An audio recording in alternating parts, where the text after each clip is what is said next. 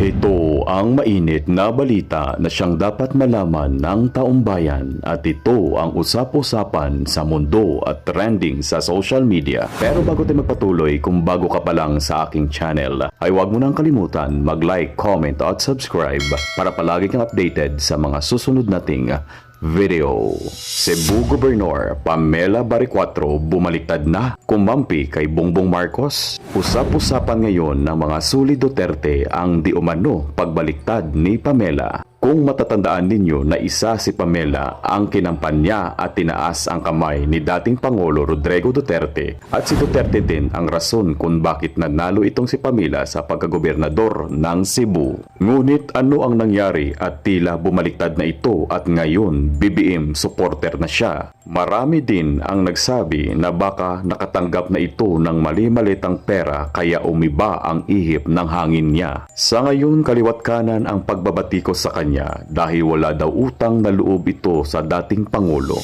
Agad naman uminit ang ulo ni Eloy Bugres at binakbakan itong si Pamela. Giit ni Eloy Bugres isang pagtraidor ang ginawa ni Pamela at naging kulay colorless ito. Giit pa ni Eloy Bugres si Pamela ang example na politiko na dapat hindi mapagkatiwalaan dahil sa kanyang plastik na ugali at walang loyalty. Mga kababayan, ano ang masasabi nyo dito? At para sa karagdagang detalye, narito at panuorin natin ang full video. Shout out dyan! Isa din kasi Buwana, bilating Iloy ni. Sorry lang ha, ang aking friendship, mga friendship ko mga taga Cebu din. Mahal ko ang Cebu again. Mahal ko mga taga Cebu, pero uyo di lahat ngayon nga binubugris ko mga taga Cebu. Shout out dyan, Pamela 1, Pamela 2, papampam! Hoy! Bay 4, anong nipilido? Yabiya 4, anong nipilido sa bilating Iloy? Hindi lang ka wilwig bibig, hindi lang ang bibig mo ang makapal, pati ang muka mo makapal na rin.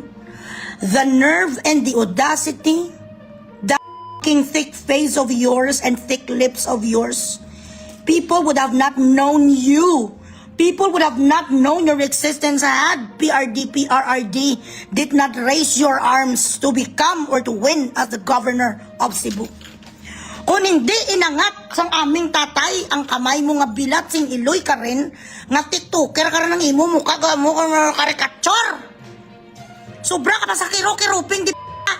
Ginamo ng mukha mo do ginsunto ka di magkabilang ano mo, guya mo, ginamo ka na o. Nga ambisyosa ka, wala may nakakilala sa iyo. Nasipa sa kwan sa governor's mansion, ang isa man ka rito kada man nga si Gwen, nga nagkamali din sa kanyang side. Nag-side-side kayo sa oposisyon, ato numero 1 man to katsararap man sang itsura man to nga daw si Godzilla. Pinalitan man isang itsura, sorry lang Gwen, I have nothing against you. Pero untatin na ng papa-injection sa mukha mo, kayo nagasubra. Anything that is OA is chararat. Kaparituki sang ilong nyo, malin nyo na lang ang mga mukha nyo, tapos papinuha na lang ang mga supat nyo, daw si Frankenstein ka rin Gwen. Ganon, basta wala kayo loyalty, kita mo hindi ka nanalo. Na ngayon, nagkamali si Tatay Digong sa pag-raise ang kamay mo, biya 4 pa lang ang pilido ni. Nagkamali si Tatay Digong. Noon, wala ka problema, magsuot green. Kulang na lang bilat sing Iloy, pati ang tayo mo, lagyan mo sang kulay nga green. Ngayon masabi sa colorless, sabi sang bilat sing Iloy. Colorless nga ano? Cutex. Ngayon, hindi mo na kailangan si Digong bilat sing Iloy, bigla ka na lang colorless. Where is fucking loyalty? Ano ang binigay mong assurance sa matanda? Nung ikaw nagkakandarapa ka nga manalo, kakunti lang naman sa ginabansin mo kay Garcia kung tutusin. Parehas ka mo nga duwa nga mga ambisyosa. Itsura sa mga malaway, parehas ka mo siya si Rampel Stirskin ng itsura. Sorry lang Gwen, wala ko sang galit sa iyo, pero gina-describe ko lang ang totoo. Grabe ka rin noon mag-spray kite, kaya daw si bay ka rin, pero kung tutusin, hindi ka naman maganda. Ito naman, ikaw mapino ang supat mo, bay 4 kaplog. Pero kalaway-laway sang pagnuslip sang ilong mo. Daw isa na lang kadaliri ang ilong sang daw avatar ang itsura. Ngayon kasalita ka, ang sabi niya, we have to focus we have to focus helping people. Let us not touch politics. I'm colorless.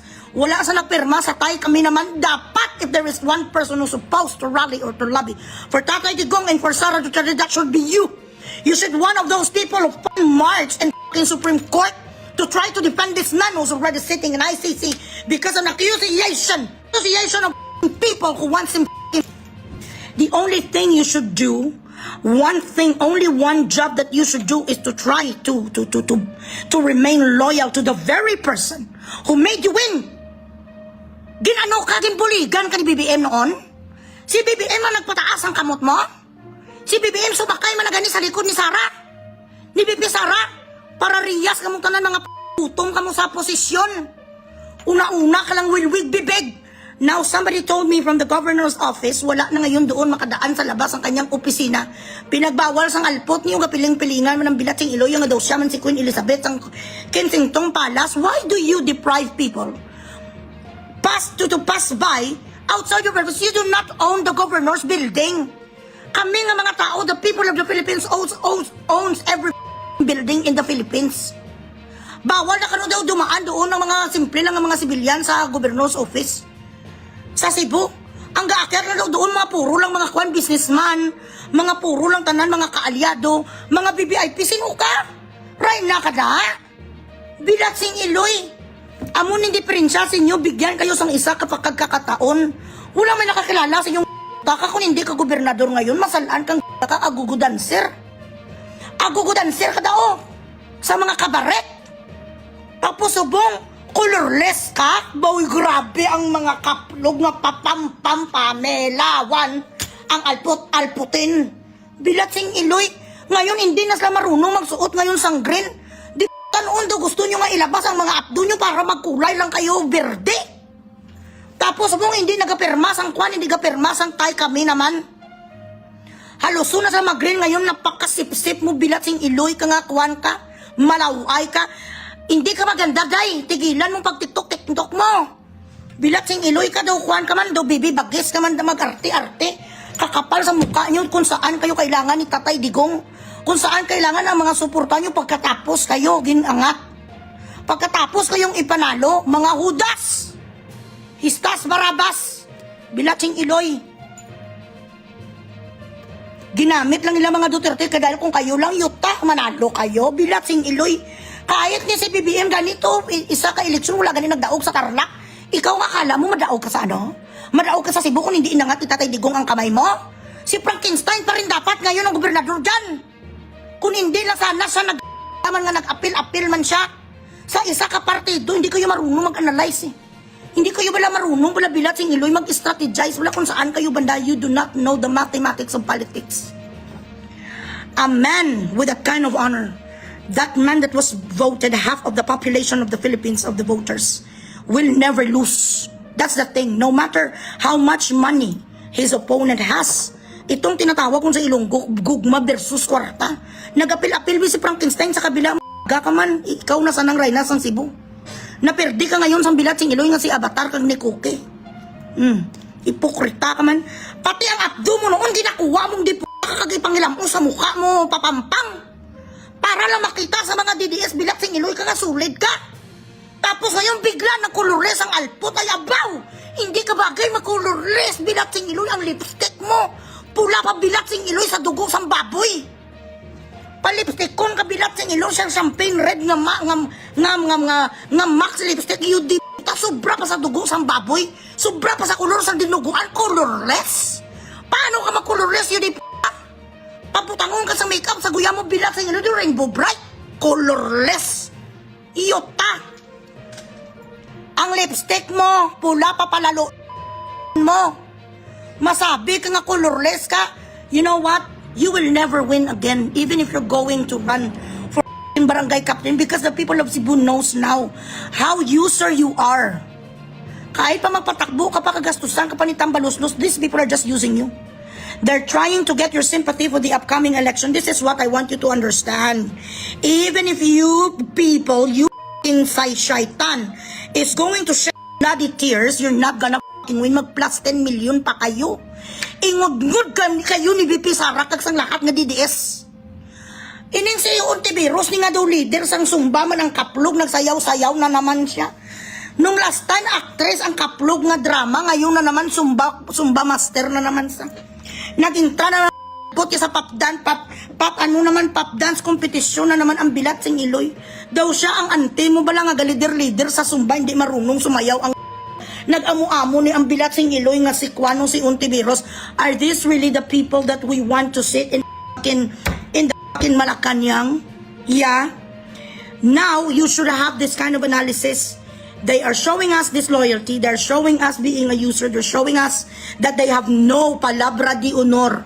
These are the people that you should not even think twice or be confused or doubt. Sila ni nga mga tao hindi magbibigay sa ating bilat sing Iloy sang loyalty. Hindi ang papampam ka, ang abdo mo ginainom mo para mag-green ka lang. Tapos sabong colorless, bigla ang bilat sing Iloy nga cute, siyuta.